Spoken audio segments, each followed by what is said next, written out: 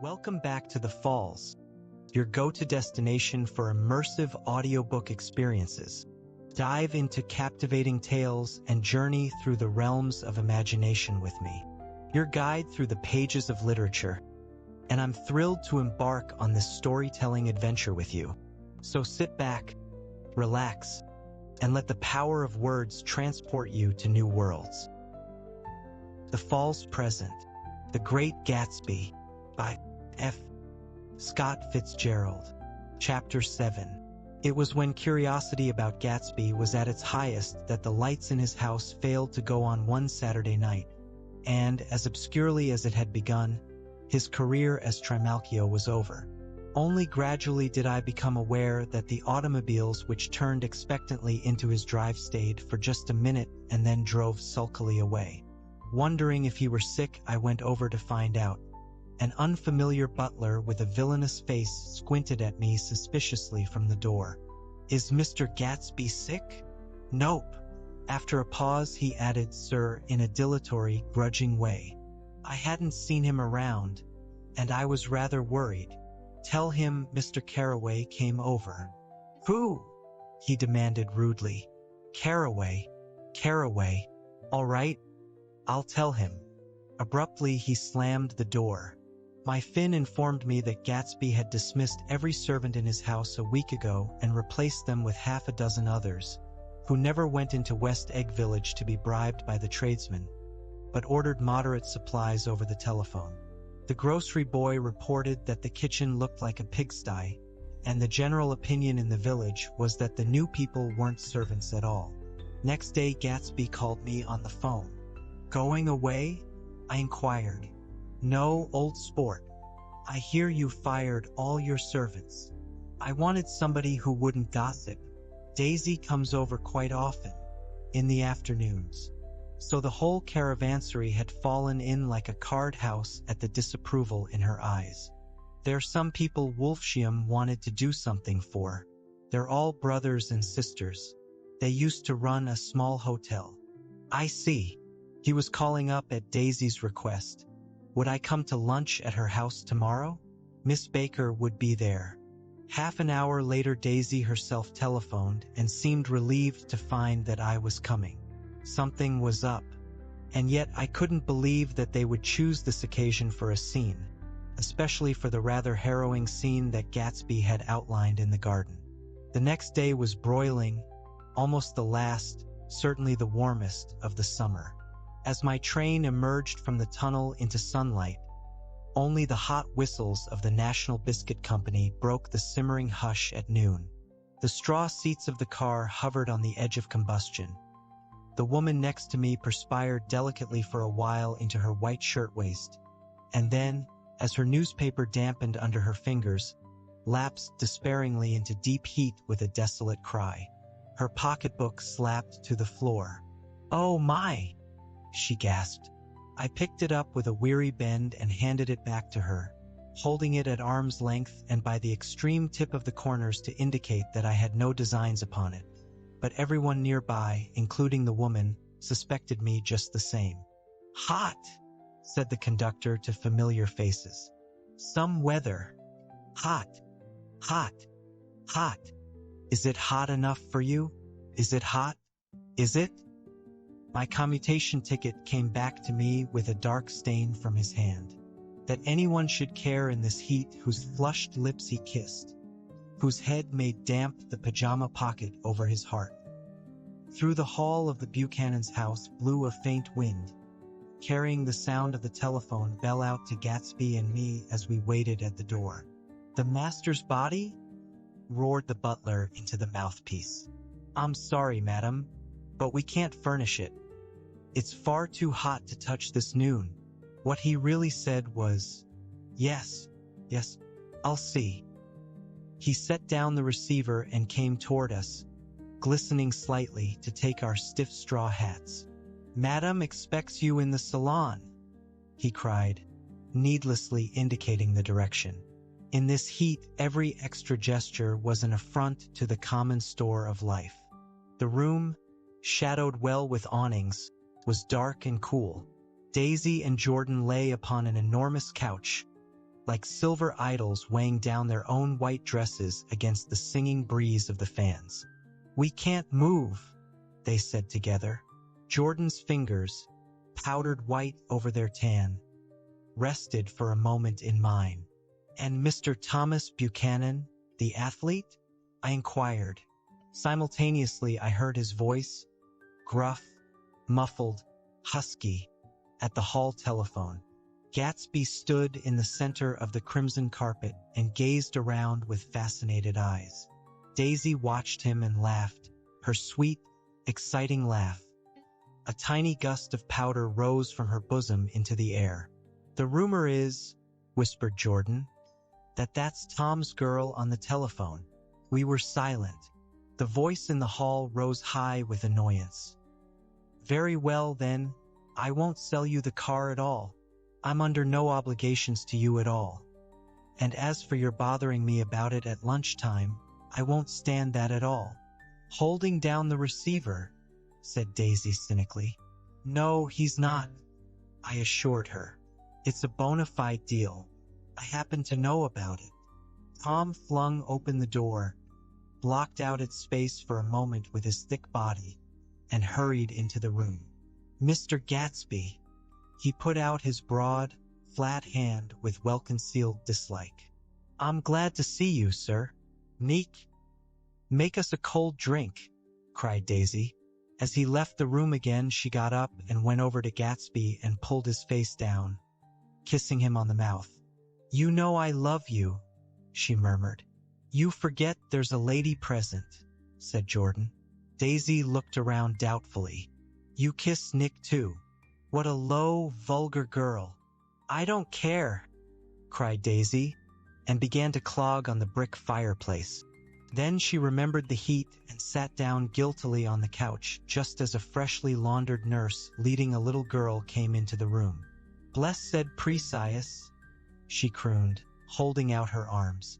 "Come to your own mother that loves you."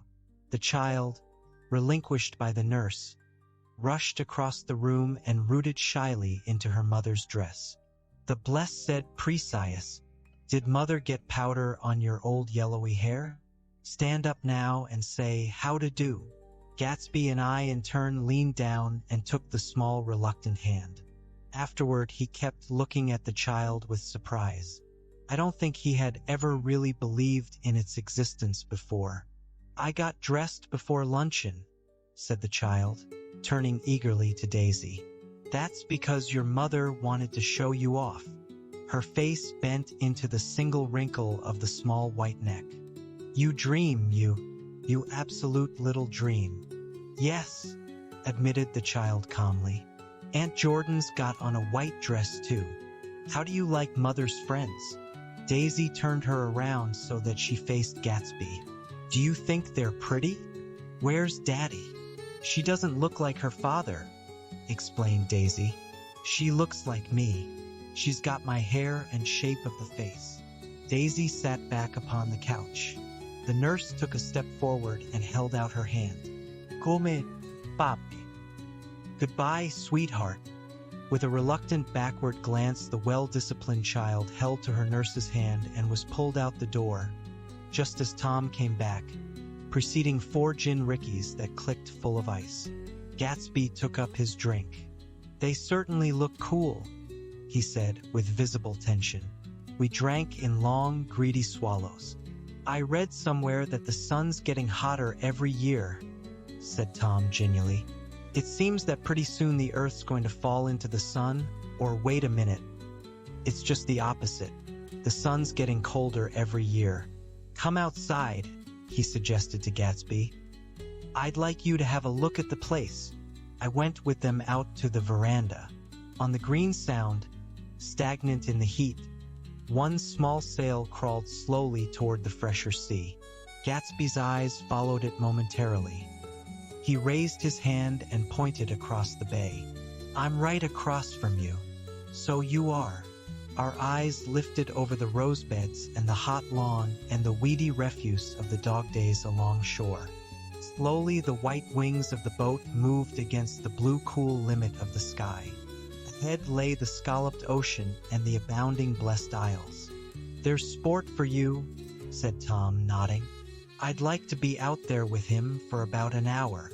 We had luncheon in the dining room, darkened too against the heat, and drank down nervous gaiety with the cold ale.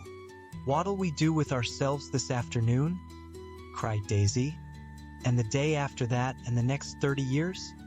"Don't be morbid," Jordan said.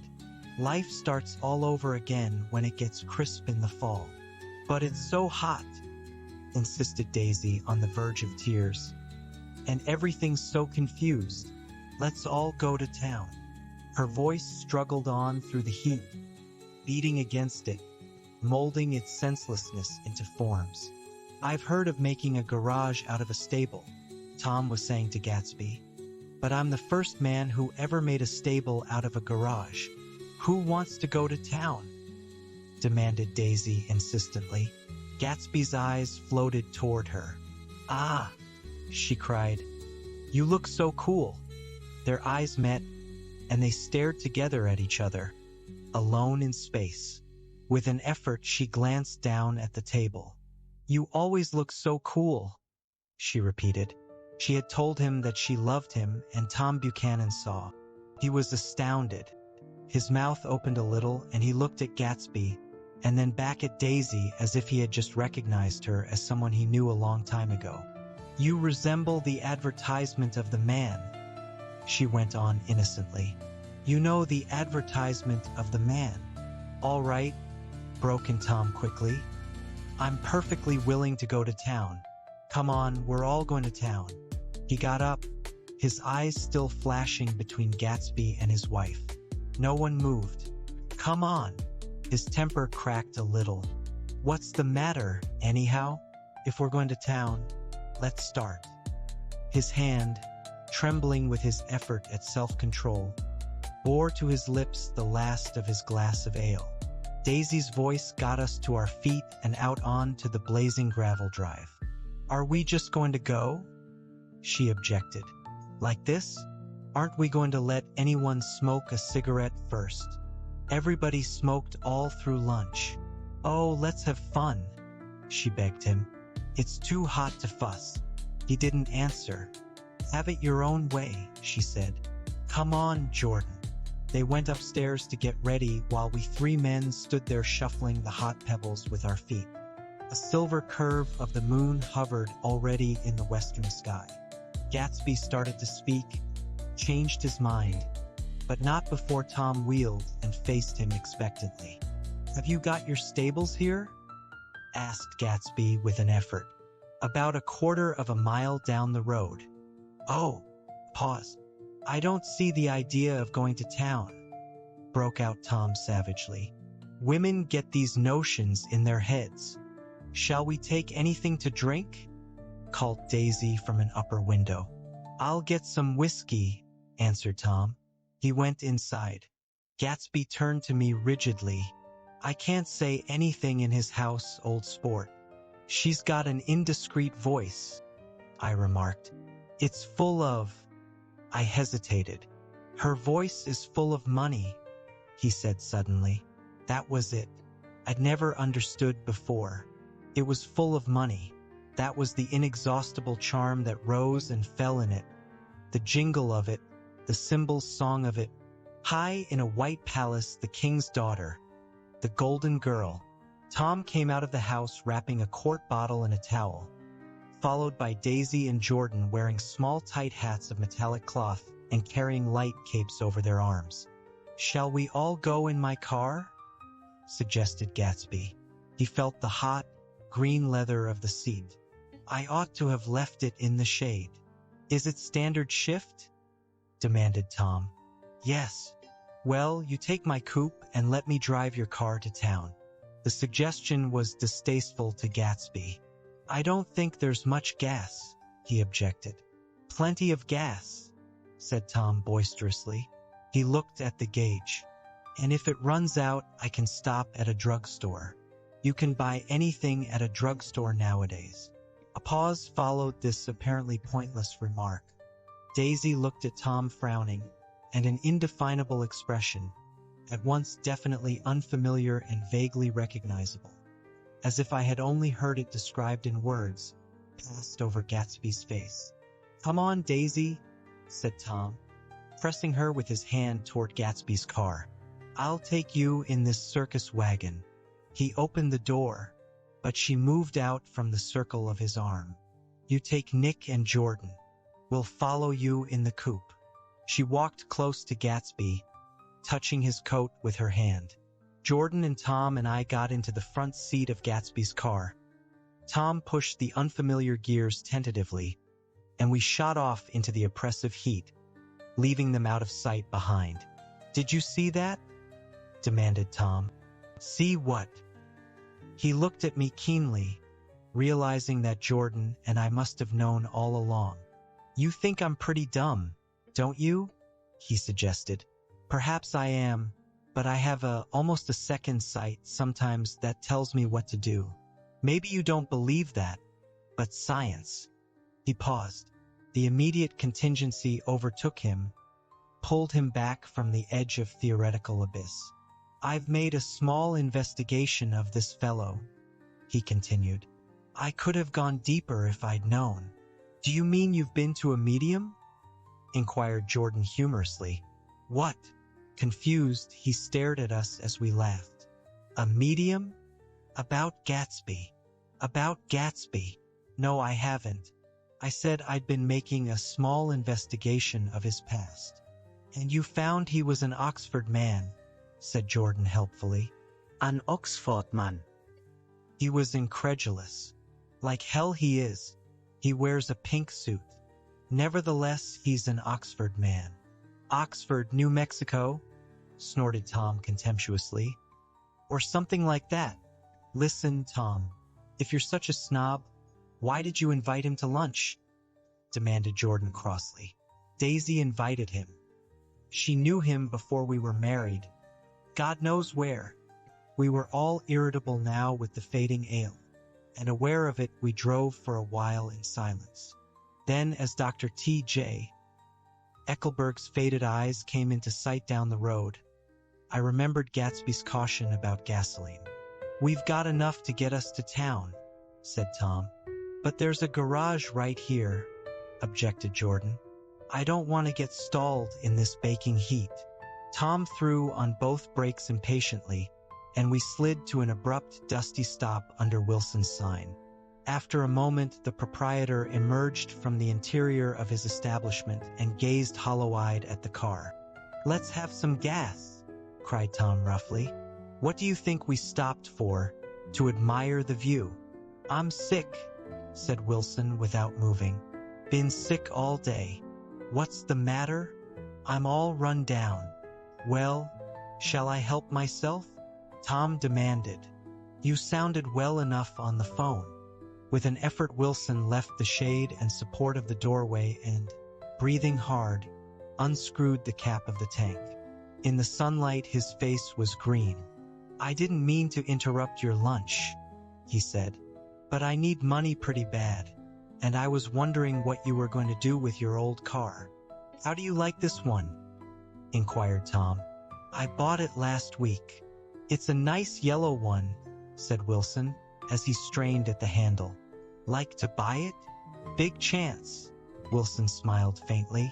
"No, but I could make some money on the other." "What do you want money for, all of a sudden?" "I've been here too long. I want to get away. My wife and I want to go west." "Your wife does?" exclaimed Tom, startled. "She's been talking about it for 10 years.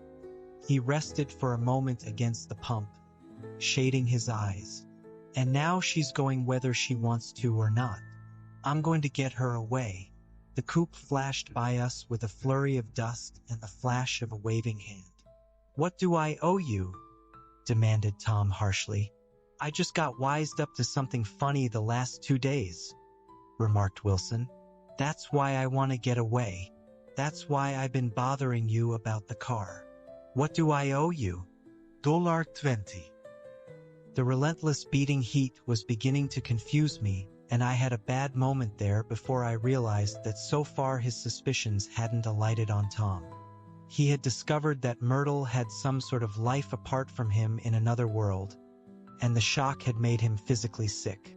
I stared at him and then at Tom, who had made a parallel discovery less than an hour before, and it occurred to me that there was no difference between men, in intelligence or race, so profound as the difference between the sick and the well.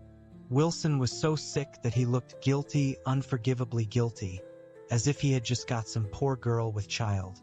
"I'll let you have that car," said Tom. "I'll send it over tomorrow afternoon." That locality was always vaguely disquieting, even in the broad glare of afternoon, and now I turned my head as though I had been warned of something behind. Over the ash heaps, the giant eyes of Dr. T.J. Eckelberg kept their vigil, but I perceived, after a moment, that other eyes were regarding us with peculiar intensity from less than 20 feet away. In one of the windows over the garage, the curtains had been moved aside a little, and Myrtle Wilson was peering down at the car. So engrossed was she that she had no consciousness of being observed, and one emotion after another crept into her face like objects into a slowly developing picture. Her expression was curiously familiar. It was an expression I had often seen on women's faces, but on Myrtle Wilson's face it seemed purposeless and inexplicable until I realized that her eyes, wide with jealous terror, were fixed not on Tom, but on Jordan Baker, whom she took to be his wife. There is no confusion like the confusion of a simple mind, and as we drove away, Tom was feeling the hot whips of panic. His wife and his mistress, until an hour ago secure and inviolate, were slipping precipitately from his control. Instinct made him step on the accelerator with the double purpose of overtaking Daisy and leaving Wilson behind, and we sped along toward Astoria at 50 miles an hour, until, among the spidery girders of the elevated, we came in sight of the easygoing blue coupe. "Those big movies around 50th Street are cool," suggested Jordan. "I love New York on summer afternoons when everyone's away. There's something very sensuous about it. Overripe, as if all sorts of funny fruits were going to fall into your hands." The word sensuous had the effect of further disquieting Tom, but before he could invent a protest, the coupe came to a stop, and Daisy signaled us to draw up alongside. "Where are we going?" she cried. "How about the movies?" "It's so hot," she complained. "You go. We'll ride around and meet you after." With an effort, her wit rose faintly. "We'll meet you on some corner. I'll be the man smoking 2 cigarettes. We can't argue about it here," Tom said impatiently, as a truck gave out a cursing whistle behind us. "You follow me to the south side of Central Park, in front of the plaza." Several times he turned his head and looked back for their car, and if the traffic delayed them, he slowed up until they came into sight. I think he was afraid they would dart down a side street and out of his life forever. But they didn't, and we all took the less explicable step of engaging the parlor of a suite in the Plaza Hotel. The prolonged and tumultuous argument that ended by herding us into that room eludes me, though I have a sharp physical memory that, in the course of it, my underwear kept climbing like a damp snake around my legs and intermittent beads of sweat raced cool across my back. The notion originated with Daisy's suggestion that we hire 5 bathrooms and take cold baths, and then assumed more tangible form as a place to have a mint julep. Each of us said over and over that it was a crazy idea. We all talked at once to a baffled clerk and thought, or pretended to think, that we were being very funny. The room was large and stifling, and, though it was already 4 o'clock, opening the windows admitted only a gust of hot shrubbery from the park. Daisy went to the mirror and stood with her back to us, fixing her hair. "It's a swell suite," whispered Jordan respectfully, and everyone laughed. "Open another window," commanded Daisy, without turning around. "There aren't any more." "Well, we'd better telephone for an axe." "The thing to do is to forget about the heat," said Tom impatiently. "You make it 10 times worse by crabbing about it." He unrolled the bottle of whiskey from the towel and put it on the table. "Why not let her alone, old sport?" remarked Gatsby. "You're the one that wanted to come to town." There was a moment of silence. The telephone book slipped from its nail and splashed to the floor, whereupon Jordan whispered, "Excuse me." But this time no one laughed. "I'll pick it up," I offered. "I've got it." Gatsby examined the parted string, muttered "hum" in an interested way, and tossed the book on a chair. "That's a great expression of yours, isn't it?" said Tom sharply. "What is?" "All this old sport business. Where'd you pick that up?" "Now see here, Tom," said Daisy, turning around from the mirror. "If you're going to make personal remarks, I won't stay here a minute. Call up and order some ice for the mint julep." As Tom took up the receiver, the compressed heat exploded into sound, and we were listening to the portentous chords of Mendelssohn's Wedding March from the ballroom below. "Imagine marrying anybody in this heat," cried Jordan dismally. "Still, I was married in the middle of June," Daisy remembered. "Louisville in June. Somebody fainted." "Who was it fainted, Tom?" "Biloxi," he answered shortly. "A man named Biloxi. Blocks Biloxi, and he made boxes, that's a fact. And he was from Biloxi, Tennessee. They carried him into my house," appended Jordan, "because we lived just 2 doors from the church, and he stayed 3 weeks until Daddy told him he had to get out. The day after he left, Daddy died." After a moment she added, as if she might have sounded irreverent, "There wasn't any connection. I used to know a Bill Biloxi from Memphis," I remarked. "That was his cousin. I knew his whole family history before he left. He gave me an aluminium putter that I used today." The music had died down as the ceremony began, and now a long cheer floated in at the window, followed by intermittent cries of "yay," and finally by a burst of jazz as the dancing began. "We're getting old," said Daisy. "If we were young, we'd rise and dance." "Remember Biloxi," Jordan warned her. "Where'd you know him, Tom?" "Biloxi." He concentrated with an effort. "I didn't know him. He was a friend of Daisy's." "He was not," she denied. "I'd never seen him before. He came down in the private car." "Well, he said he knew you. He said he was raised in Louisville. Asa Bird brought him around at the last minute and asked if we had room for him." Jordan smiled. "He was probably bumming his way home. He told me he was president of your class at Yale." Tom and I looked at each other blankly. "Biloxi. First place, we didn't have any president." Gatsby's foot beat a short, restless tattoo, and Tom eyed him suddenly. "By the way, Mr. Gatsby, I understand you're an Oxford man." "Not exactly." "Oh, yes. I understand you went to Oxford." "Yes, I went there." Pause. Then Tom's voice, incredulous and insulting. "You must have gone there about the time Biloxi went to New Haven." Another pause. A waiter knocked and came in with crushed mint and ice, but the silence was unbroken by his "thank you" and the soft closing of the door. This tremendous detail was to be cleared up at last. "I told you I went there," said Gatsby. "I heard you, but I'd like to know when." "It was in 1919. I only stayed 5 months. That's why I can't really call myself an Oxford man." Tom glanced around to see if we mirrored his unbelief, but we were all looking at Gatsby. "It was an opportunity they gave to some of the officers after the armistice," he continued. "We could go to any of the universities in England or France." I wanted to get up and slap him on the back.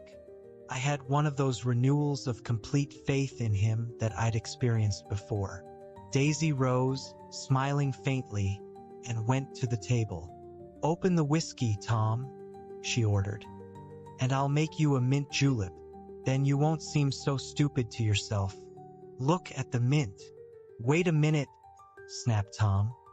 "I want to ask Mr. Gatsby one more question." "Go on," Gatsby said politely. "What kind of a row are you trying to cause in my house anyhow?"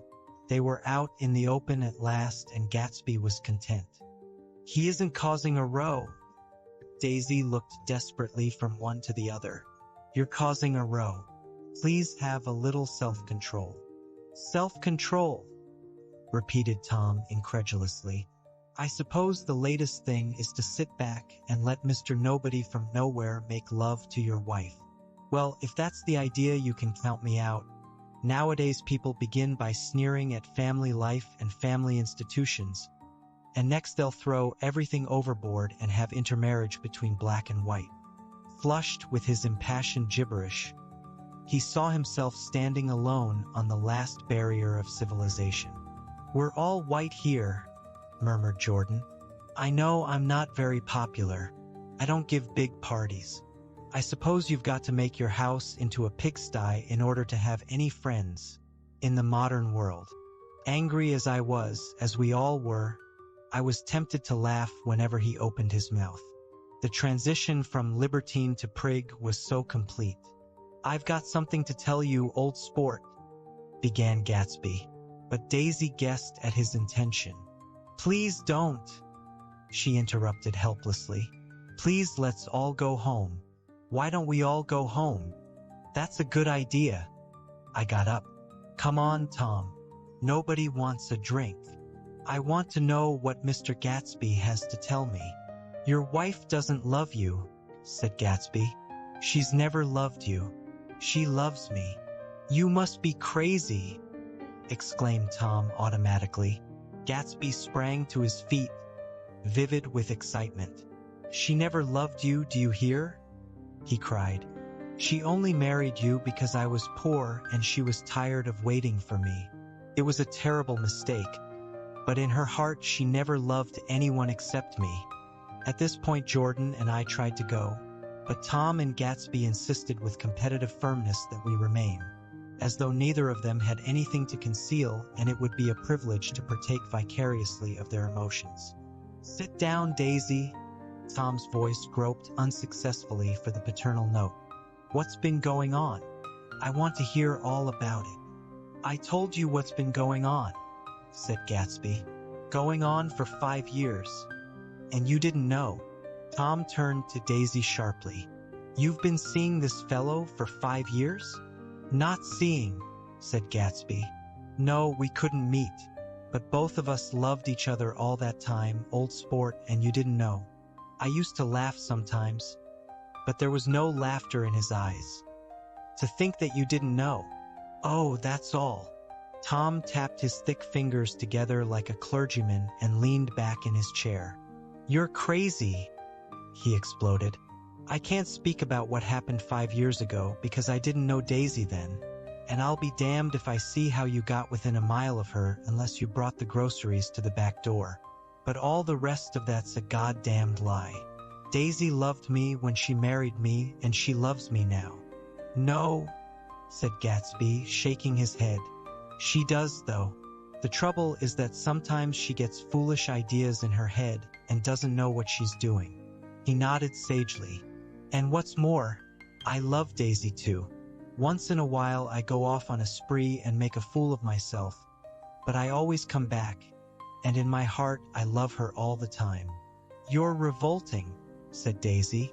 She turned to me, and her voice, dropping an octave lower, filled the room with thrilling scorn. Do you know why we left Chicago? I'm surprised that they didn't treat you to the story of that little spree. Gatsby walked over and stood beside her. Daisy, that's all over now, he said earnestly.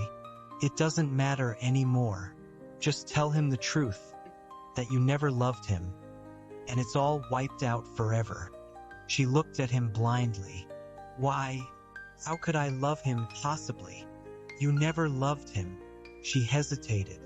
Her eyes fell on Jordan and me with a sort of appeal, as though she realized at last what she was doing, and as though she had never all along intended doing anything at all. But it was done now. It was too late. I never loved him, she said with perceptible reluctance. Not at Kapiolani? Demanded Tom suddenly. No. From the ballroom beneath, muffled and suffocating chords were drifting up on hot waves of air. Not that day I carried you down from the punch bowl to keep your shoes dry? There was a husky tenderness in his tone, Daisy, please don't. Her voice was cold, but the rancor was gone from it. She looked at Gatsby. There, Jay, she said, but her hand as she tried to light a cigarette was trembling. Suddenly she threw the cigarette and the burning match on the carpet. "Oh, you want too much," she cried to Gatsby. "I love you now. Isn't that enough? I can't help what's past." She began to sob helplessly. "I did love him once, but I loved you too." Gatsby's eyes opened and closed. "You loved me too?" he repeated. "Even that's a lie," said Tom savagely. "She didn't know you were alive." "Why? There's things between Daisy and me that you'll never know. Things that neither of us can ever forget." The words seemed to bite physically into Gatsby. "I want to speak to Daisy alone," he insisted.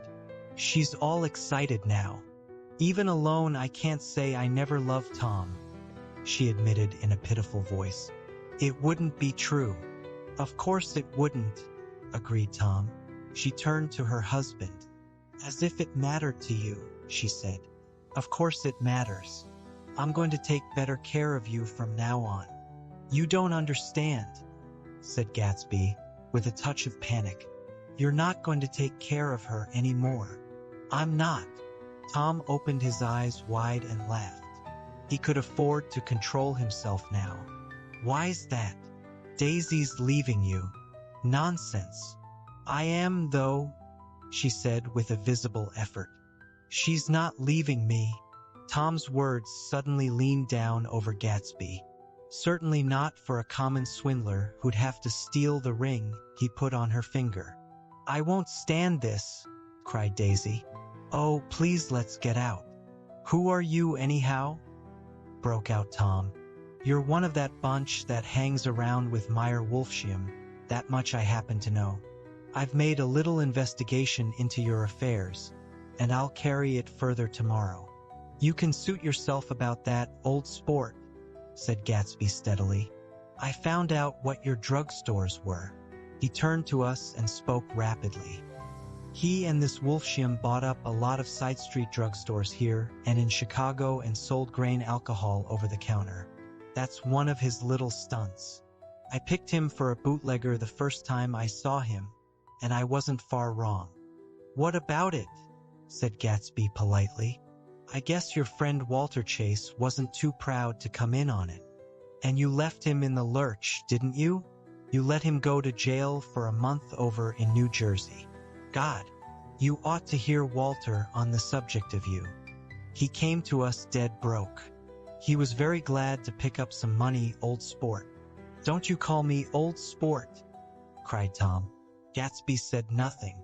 "Walter could have you up on the betting laws too." But Wolfsheim scared him into shutting his mouth. That unfamiliar yet recognizable look was back again in Gatsby's face. "That drugstore business was just small change," continued Tom slowly. "But you've got something on now that Walter's afraid to tell me about."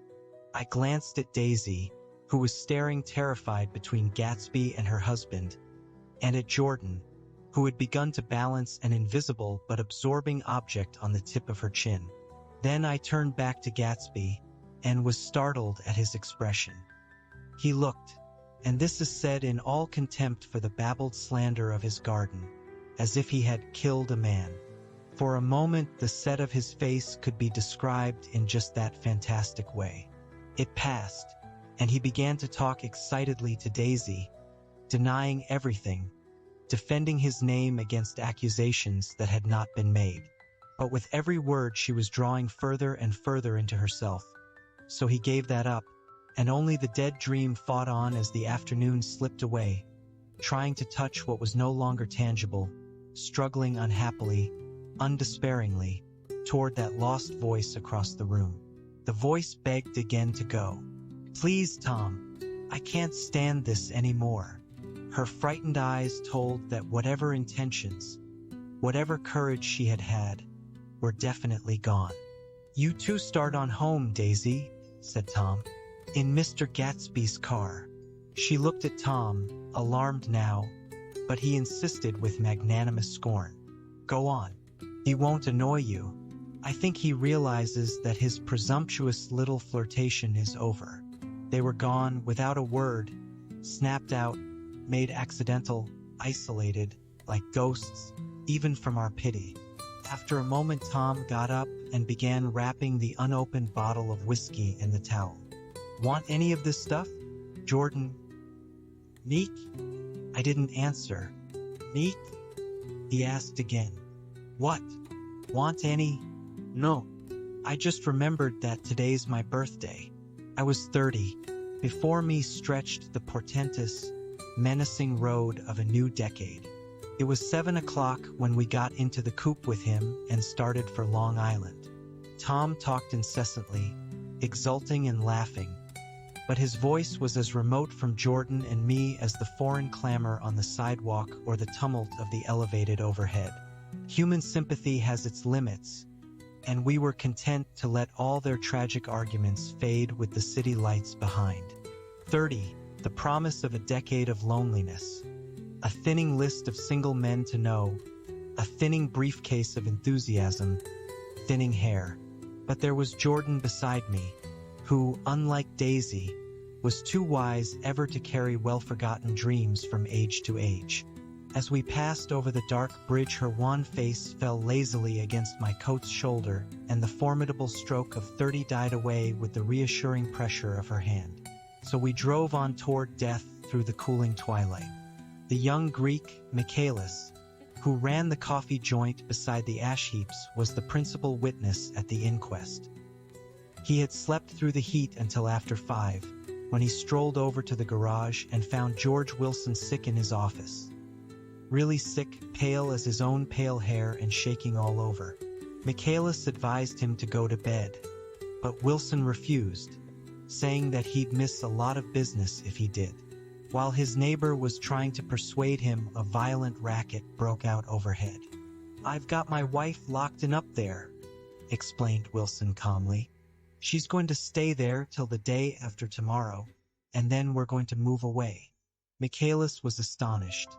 They had been neighbors for 4 years, and Wilson had never seemed faintly capable of such a statement. Generally, he was one of these worn-out men. When he wasn't working, he sat on a chair in the doorway and stared at the people and the cars that passed along the road. When anyone spoke to him, he invariably laughed in an agreeable, colorless way. He was his wife's man and not his own. So naturally, Michaelis tried to find out what had happened, but Wilson wouldn't say a word. Instead, he began to throw curious, suspicious glances at his visitor and ask him what he'd been doing at certain times on certain days. Just as the latter was getting uneasy, some workmen came past the door bound for his restaurant, and Michaelis took the opportunity to get away, intending to come back later. But he didn't. He supposed he forgot to, that's all. When he came outside again, a little after 7, he was reminded of the conversation because he heard Mrs. Wilson's voice, loud and scolding, downstairs in the garage. "Beat me," he heard her cry. "Throw me down and beat me, you dirty little coward." A moment later, she rushed out into the dusk, waving her hands and shouting. Before he could move from his door, the business was over. The death car, as the newspapers called it, didn't stop. It came out of the gathering darkness, wavered tragically for a moment, and then disappeared around the next bend. Mavro Michaelis wasn't even sure of its color. He told the first policeman that it was light green. The other car, the one going toward New York, came to rest 100 yards beyond, and its driver hurried back to where Myrtle Wilson, her life violently extinguished, knelt in the road and mingled her thick dark blood with the dust. Michaelis and this man reached her first, but when they had torn open her shirtwaist, still damp with perspiration, they saw that her left breast was swinging loose like a flap, and there was no need to listen for the heart beneath. The mouth was wide open and ripped a little at the corners, as though she had choked a little in giving up the tremendous vitality she had stored so long. We saw the 3 or 4 automobiles and the crowd when we were still some distance away. "Wreck," said Tom. "That's good. Wilson'll have a little business at last." He slowed down, but still without any intention of stopping, until, as we came nearer, the hushed, intent faces of the people at the garage door made him automatically put on the brakes. "We'll take a look," he said doubtfully. "Just a look." I became aware now of a hollow, wailing sound which issued incessantly from the garage. A sound which, as we got out of the coupe and walked toward the door, resolved itself into the words, "Oh my God," uttered over and over in a gasping moan. "There's some bad trouble here," said Tom excitedly. He reached up on tiptoes and peered over a circle of heads into the garage, which was lit only by a yellow light in a swinging metal basket overhead. Then he made a harsh sound in his throat, and with a violent thrusting movement of his powerful arms pushed his way through. The circle closed up again with a running murmur of expostulation. It was a minute before I could see anything at all. Then new arrivals deranged the line, and Jordan and I were pushed suddenly inside. Myrtle Wilson's body, wrapped in a blanket, and then in another blanket, as though she suffered from a chill in the hot night, lay on a work table by the wall, and Tom, with his back to us, was bending over it, motionless. Next to him stood a motorcycle policeman taking down names with much sweat and correction in a little book. At first I couldn't find the source of the high, groaning words that echoed clamorously through the bare garage. Then I saw Wilson standing on the raised threshold of his office, swaying back and forth and holding to the doorposts with both hands. Some man was talking to him in a low voice and attempting, from time to time, to lay a hand on his shoulder, but Wilson neither heard nor saw. His eyes would drop slowly from the swinging light to the laden table by the wall, and then jerk back to the light again, and he gave out incessantly his high, horrible call. "Oh, my God. Oh, my Jody. Oh, Jody. Oh, my Jody."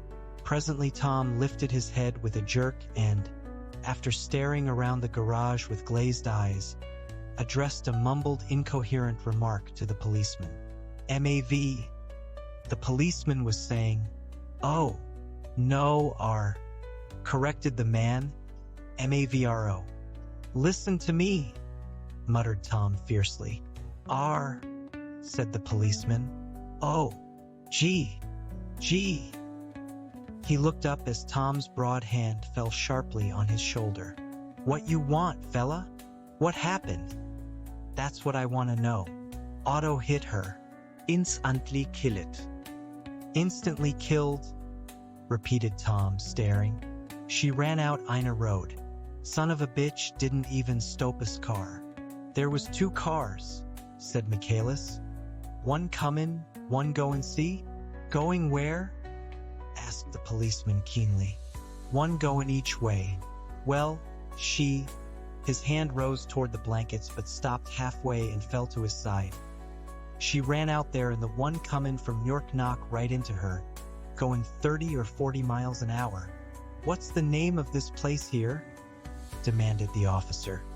"Hasn't got any name." A pale, well-dressed Negro stepped near. "It was a yellow car," he said. "Big yellow car. New."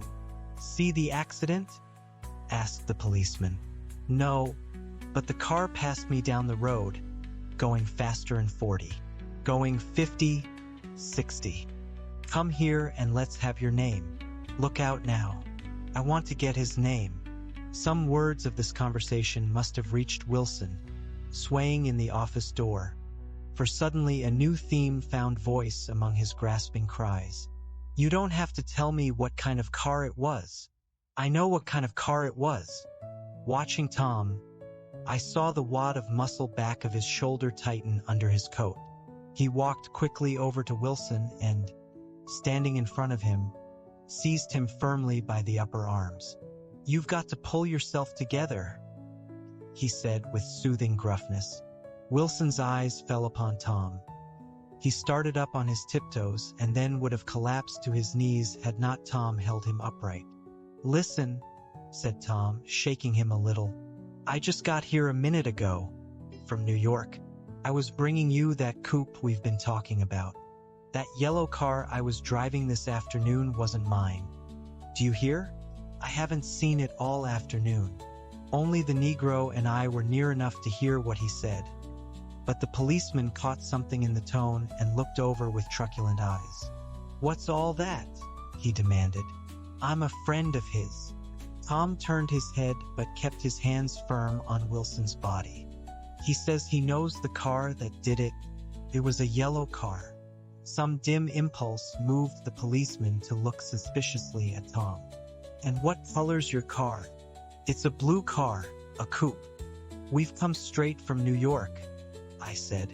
Someone who had been driving a little behind us confirmed this, and the policeman turned away. Now, if you'll let me have that name again correct. Picking up Wilson like a doll, Tom carried him into the office, set him down in a chair, and came back. If somebody'll come here and sit with him, he snapped authoritatively. He watched while the two men standing closest glanced at each other and went unwillingly into the room. Then Tom shut the door on them and came down the single step, his eyes avoiding the table. As he passed close to me, he whispered, "Let's get out." Self-consciously, with his authoritative arms breaking the way, we pushed through the still gathering crowd, passing a hurried doctor, case in hand, who had been sent for in wild hope half an hour ago. Tom drove slowly until we were beyond the bend, then his foot came down hard, and the coupe raced along through the night. In a little while I heard a low husky sob, and saw that the tears were overflowing down his face. "The goddamned coward," he whimpered. He didn't even stop his car. The Buchanan's house floated suddenly toward us through the dark, rustling trees. Tom stopped beside the porch and looked up at the second floor, where two windows bloomed with light among the vines. "Daisy's home," he said. As we got out of the car, he glanced at me and frowned slightly. "I ought to have dropped you in West Egg, Nick. There's nothing we can do tonight." A change had come over him, and he spoke gravely and with decision. As we walked across the moonlight gravel to the porch, he disposed of the situation in a few brisk phrases. "I'll telephone for a taxi to take you home.